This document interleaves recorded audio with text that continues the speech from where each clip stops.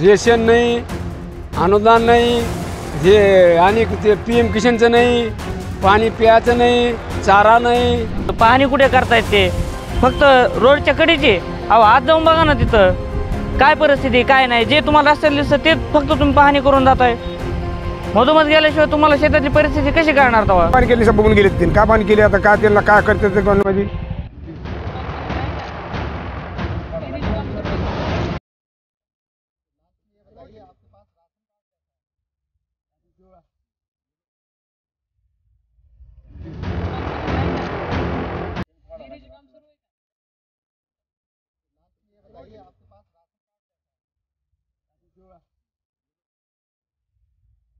हे दृश्य कुठल्या थंड हवेच्या ठिकाणी केल्या जात असलेल्या फोटो सेशनची मुळीच नाहीयेत किंवा दृश्यांमध्ये दिसत असलेला हा ग्रुप कुठल्या पर्यटकांचाही नाहीये. बीड जिल्ह्याच्या दुष्काळी पाहणीसाठी आलेलं हे केंद्रीय पथक आहे. दुष्काळी पाहणी करायची असेल तर शेताच्या मध्यभागी येऊन करायला हवी. रस्त्याच्या कडेला फिरून या पथकाला दुष्काळ समजणार कसा असा संतप्त सवाल बीडच्या शेतकऱ्यांनी केलाय. काय परिस्थिती तेव्हा इथं येऊन जातात, भेट देऊन जातात. काही अनुदान वगैरे तसं काही दिलेलं पण नाही मागील वर्षात. ह्या वर्षी तर खूप सारा दुष्काळ आहे आणि पाहणी कुठे करतायत ते फक्त रोडच्या कडेचे. अहो आज जाऊन बघा ना तिथं काय परिस्थिती काय नाही. जे तुम्हाला रस्त्याला दिसतं ते फक्त तुम्ही पाहणी करून जाताय. मधोमध गेल्याशिवाय तुम्हाला शेताची परिस्थिती कशी करणार तेव्हा? काय अपेक्षा दिसत नाही त्यांच्याकडनं काय भेटेल असं म्हणून सरकारच्या वतीने. आता शासन तर ही माहिती लपवायचा प्रयत्न करत होतं. शासन लपवणारच ना, कारण की बघा ना ह्याला काय येणार आहे. आता बघा ना ही बॅगेची किमती वाढले तर समोर परिस्थिती आपल्याला ह्याला बोनस सुद्धा लागलेले नाहीत. मग इतका असून बी तुम्ही जर शेतकऱ्याला मदत करणार नसाल. कापसाचे भाव काय आहेत? गेल्या वर्षी 9,200 पर्यंत कापसाचे भाव होते. ह्या वर्षी काय 7,000 7,100 आणि त्यात आत्ता जे पाऊस झाला त्याच्यामुळे तर व्यापारी वर्ग 6,000 फक्त भाव सांगायला लागले. 6,500 6,200 काय होणार आहे शेतकऱ्याला ह्याने? या पाहणी दौऱ्याला आलेल्या अधिकाऱ्यांना इतक्या घाईघाईनं शेतकऱ्यांच्या समस्या समजणार तरी कशा असा सवाल करत शेतकऱ्यांनी आपल्या समस्या माध्यमांसमोर मांडल्यात. रेशन नाही, अनुदान नाही, हे आणि ते PM किशनचं नाही, पाणी प्यायचं नाही, चारा नाही. पिकाची परिस्थिती काय आहे? पिकाची काय परिस्थिती आता काय पिकच नाही. सगळं करपून गेले पिकं. सगळे करपून गेले पिकं. केंद्रीय पथक आलं होतं आता. त्यांना ते बोललो ना त्यांना. हो सांगितलं त्यांना मी. हो पाणी प्यायचं नाही, मोदीचे पैसे भेटत नाहीत. ही अशी पिकाची अवस्था असली आहे. इथलं प्रशासन तर सगळं दिलंय म्हणून सांगते. आम्हाला नाहीतच नाही. आम्हाला नाहीतच नाही इथं काहीच नाही ना आम्हाला.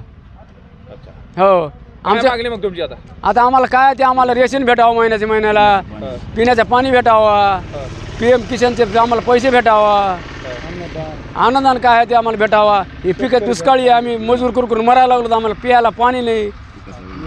पिकाचा विमा भेटावा. काय पाणी करते येऊन बघून गेले तर आता वर ह्याच्यापेक्षा परिस्थिती बकीट आहे. डोंगरात बघासारखंच नाही, पाणी प्यायला नाही. पुन्हा दुसरी गोष्ट रेशन तर नाहीच. पुन्हा मोदीचे पैसे नाहीत. ते बाकीचे लाभ कुठलंच नाही आम्हाला. आणि आज बघा आता पाणी प्यायला नाही. आमचे लेकर तरा करायला लागले. पिण्याचे पाणी एवढी परिस्थिती अवघड आहे. आणि आमच्या विहिरीमध्ये 2 नुकसान झालेले आहेत. त्याच्यामुळे पाण्याला लेकर जात नाहीत कोणी.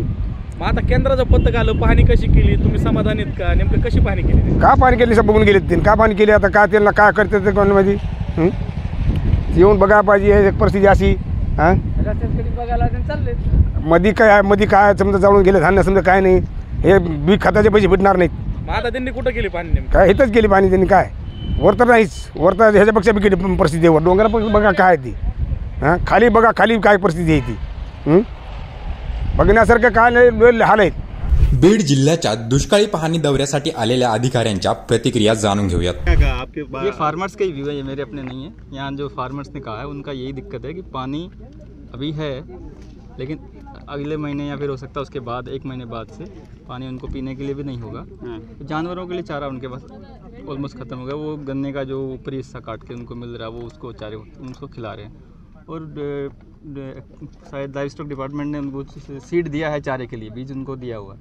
पर it will take I think 1 और 2 मंथ्स. लेकिन पानी का लाभ भी मिलता नहीं ऐसा? PM किसान का लाभ अभी सबका है, जिन्होंने रिपोर्ट किया उनको मिल रहा है, जिनको नहीं मिल रहा वो टेक्निकल इश्यूज़ कुछ है उनके, तो इट्स ओके। कुछ गवर्नमेंट के दूसरे कुछ लाभ उनको मिले हैं क्या सर आपने? एक्चुअली अच्छा होगा, will talk about drought and okay relevant sir हर 3 साल में बीड़ में दुष्काल कम बारिश गिरती है और फार्मर्स जो है तो हर 3 साल बाद ये जो क्राइसिस है उसका सामना करते हैं। तो इसके लिए कुछ परमानेंट सॉल्यूशन के ऊपर काम करना जरूरी है। एक्चुअली अभी टाइम आ गया है कि हमें स्मार्ट एग्रीकल्चर की तरफ बढ़ना चाहिए।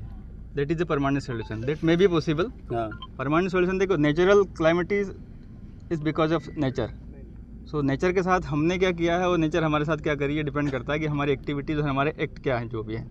लेकिन अगर हमको उससे रिलीफ के लिए करना है तो we should go for technological और क्लाइमेट स्मार्ट एग्रीकल्चर। आपने धाराशिव को भी भेज दिया। धाराशिव और बीड़ जो डिस्ट्रिक्ट है तो फार्मिंग के लिए सबसे रिस्की है ऐसा लोकसभा में कहा गया है। तो इसके लिए कुछ प्रॉपर सोल्यूशन चाहिए। तो इसके बारे में आप कुछ रिपोर्ट करेंगे या फिर क्या? डेफिनेटली जो भी हमारे ऑब्जर्वेशन होंगे विल रिपोर्ट इट। जो प्रशासन ने आपको रिपोर्टिंग दी और जो फील्ड पे जाके आप चेक कर रहे हैं उसमें कुछ डिफरेंस नजर आ रहा है? No, there is no difference between this. जो रिपोर्ट हमको वहाँ पे मिली will check it each and every points and it is same almost. Beed जिल्हा वर्षानुवर्ष दुष्काळाशी झुंज देतोय। जिल्ह्यातील दुष्काळी समस्यांचा अचूक अभ्यास झाल्यावरच यावर मात करण्यासाठी उपाययोजना तयार करता येतील। केंद्रीय पथक इतक्या घाईघाईत दुष्काळी पाहणी दौरा करणार असेल तर जिल्ह्यातील सर्व भागातील वेगवेगळ्या समस्यांचा अंतर्भाव त्यांच्या अहवालात येणार का? अहवालात अचूकता आली नाही तर त्यावर तयार केलेल्या उपाययोजनांची अंमलबजावणी होणार तरी कशी? सरकारला अहवालांचा फार्स पूर्ण करत खरंच दुष्काळावर उपाययोजना करायच्या आहेत की केवळ कागदी घोडे नाचवायचे आहेत, असा सवाल या दौऱ्याच्या निमित्तानं उपस्थित होतोय। हरिदास तावरे, मॅक्स महाराष्ट्र, बीड।